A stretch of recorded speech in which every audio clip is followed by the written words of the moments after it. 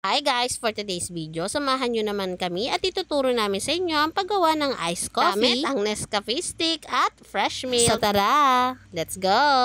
So, eto na nga guys. Sa shaker, maglagay tayo ng 50 ml na tubig na mainit. Lagay tayo ng 1 stick na coffee. Pin lang natin yan mabuti. Pwede nyo din yan i-shake para maging foamy ang ating coffee. At sa 16 ounce na baso, maglagay tayo ng 200 ml na fresh milk. Yes po guys, ang gamit natin ngayon for today's video guys ay fresh milk. Hindi naman tayo gumamit ng evap milk. At pagkalagay natin ng maraming yellow guys, isunod na natin ilagay itong ating 5 ml na fructose. Optional na po yan guys. Sa amin kasi naglalagay kami dahil mas bet namin yung matamis. Ang uli natin ilalagay sa yung ating coffee. O diba guys, ganyan lang kadali gumawa ng iced coffee gamit ang fresh milk. At pwede mo tong mabenta ng 60 pesos pataas kapag medium size. Ang presyo niyan guys, depende sa costing natin. Kaya importante na magko-costing tayo maigi. Dahil ang mga ingredients natin na nabibili ay tumataas din. Next na po tayo sa ating flavor. Ano naman gawin ang ating iced caramel macchiato? Na fresh milk ang gamit. 100 ml guys, maglagay ka ng 2 scoop caramel macchiato flavor, 1 stick ng Nescafe stick, 5 ml na fructose, at haluin natin yan para matunaw na ang ating flavor. Yes po guys, dito po sa tutorial na ginawa natin, tayo ng caramel macchiato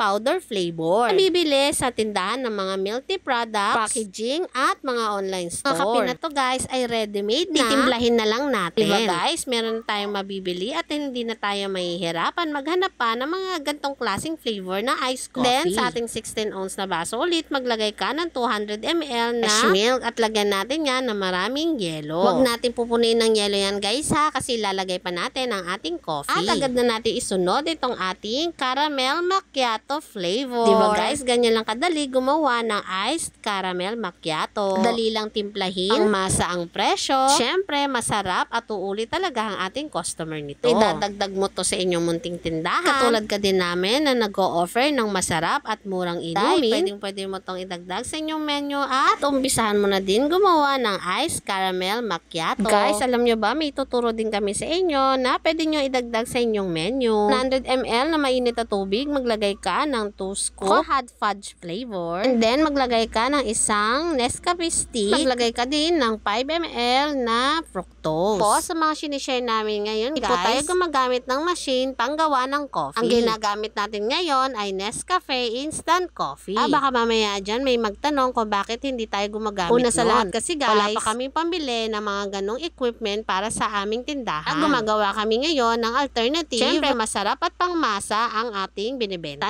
Guys, malay nyo, pagkaloob din sa atin ni Lord na mabigyan tayo at magkaroon tayo ng ganun brew ng coffee. O, diba guys, wala namang masama mangarap. Siyempre, para sa mga kapwa seller din natin, ituturo namin sa inyo yung mga pwede nating idagdag dito sa ating munting tindahan. At mabalik na nga tayo dito guys, sa mga oras na to, naglalagay na tayo ng chocolate sauce galing sa ating tinunaw na chocolate bar. Abangan nyo guys, meron na tayong video at ipapost na lang natin kung paano ginawa itong ating chocolate syrup. Ko muna sa freezer ang ating baso dahil katutunaw lang ng ating chocolate syrup at malabnaw pa iyan. Sunod na natin ang ating fresh milk at ang ating iced choco fudge flavor. O diba guys, sa video pa lang, chocolate na chocolate talaga ang pagkakagawa natin dito sa ating iced choco fudge. At pwede mo naman ibenta yan ng 60 pesos pataas. O diba guys, ganyan lang kadali gumawa ng iced choco fudge. O diba? Kung umabot ka naman sa video natin na to guys,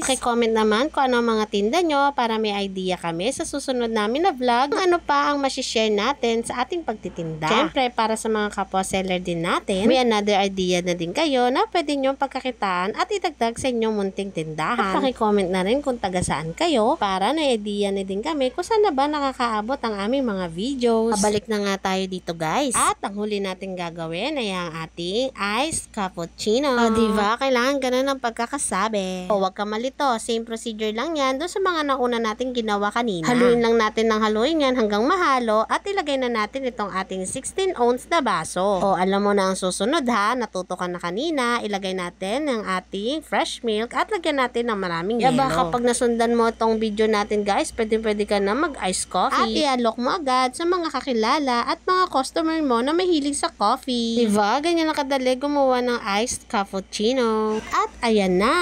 Tapos na natin gawin ang iced coffee na ang gamit ay fresh milk. Sana may natutunan kayo for today's video. See you po sa next upload. Yun lang. Bye-bye.